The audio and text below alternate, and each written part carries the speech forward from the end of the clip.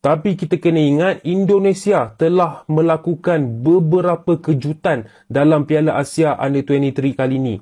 Dia berjaya mengalahkan Australia.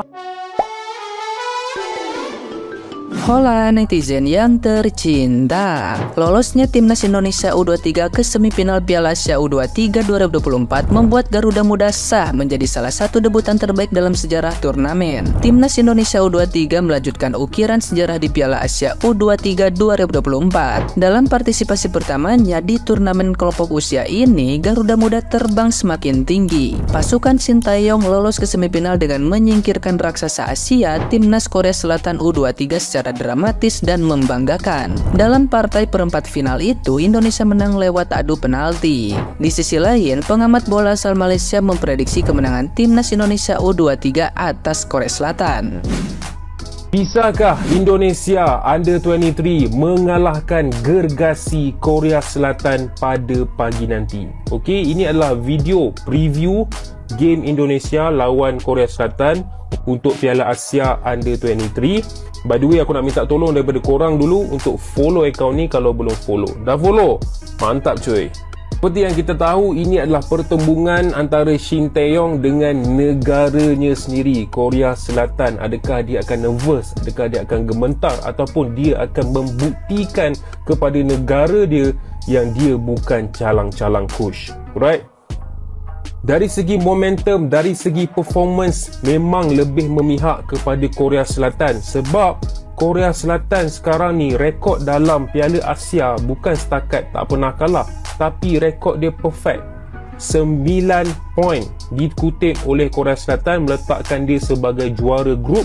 Sebab itulah dia bertembung dengan Indonesia yang menjadi naik juara. Tapi kita kena ingat Indonesia telah melakukan beberapa kejutan dalam Piala Asia Under-23 kali ini. Dia berjaya mengalahkan Australia dan dia berjaya membantai Jordan. Okey, tak mustahil untuk Indonesia melakukan kejutan juga terhadap Korea Selatan. Kalau tanya prediction aku, agak susah kali ni.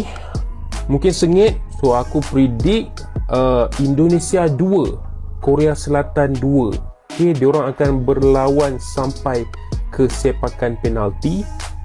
Indonesia akan menang dan Hernando Ari akan menyelamatkan salah satu penalti tersebut. Kita tengok macam mana nanti guys.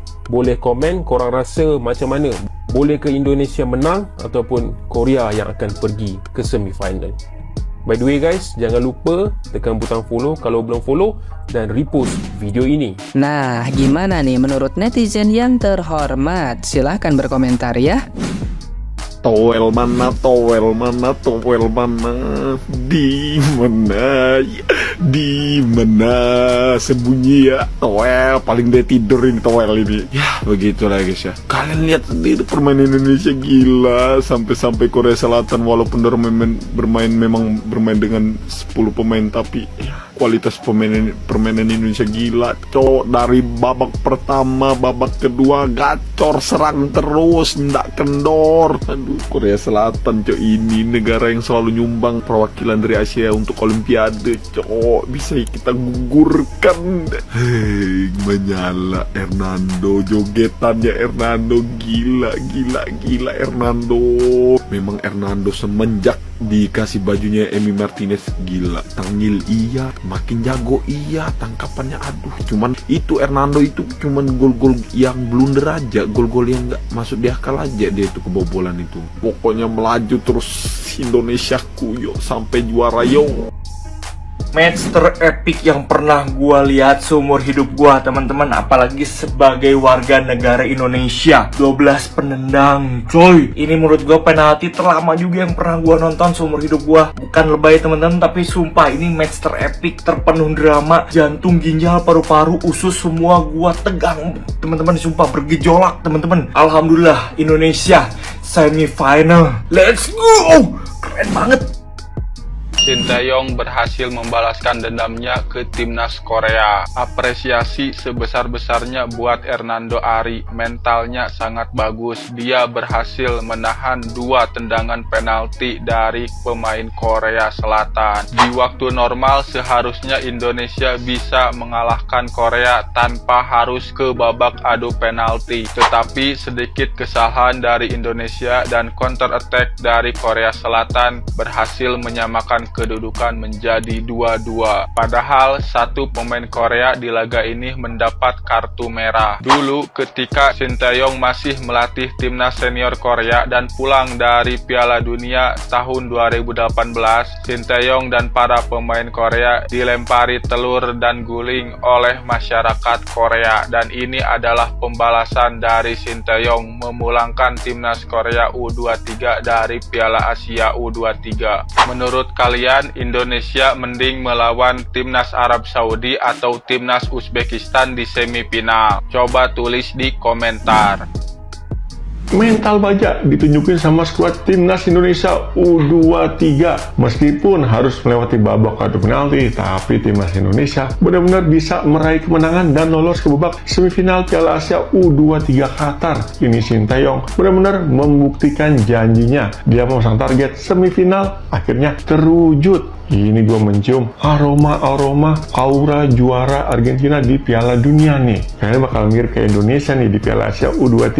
Argentina di Piala Dunia 2022 kalah di partai perdana lawan tim Timur Tengah, ujung-ujungnya jadi juara. Indonesia juga gini nih kayaknya nih. Kalah di partai perdana lawan Qatar dari Timur Tengah, Indonesia kemungkinan bakal juara Piala Asia U23 Qatar. Buat timnas Qatar gimana? Masuk semifinal dengan fair play, mudah dan menyenangkan bukan?